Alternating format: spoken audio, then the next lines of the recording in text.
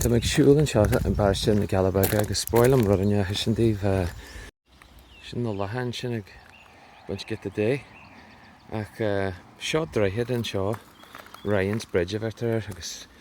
runniu chuú buil ar an Droichead le garid an sin agus choirisead ach ag an tí beile a sin Droichead ní sinne agus sin tainnimetar sin ná Ryan Droichead na hAltóra Altar Bridge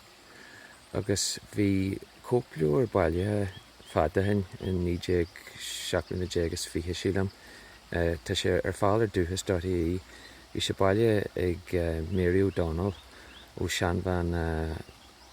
Mrs. Galler bhí orthaí agus bhí scéalach i fa seo Altar Bridge.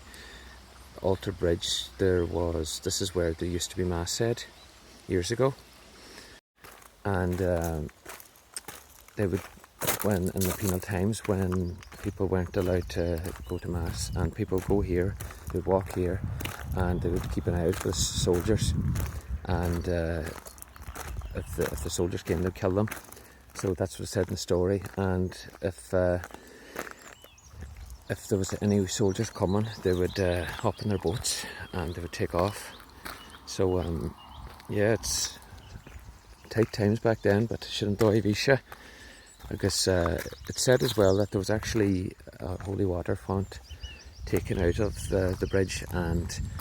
kind of a mould of stone, and it was put over near the Roughwood and near the common school in Killybegs, but sin star ditch tá go leor star hart fa dúdún agus ní the same fa dúda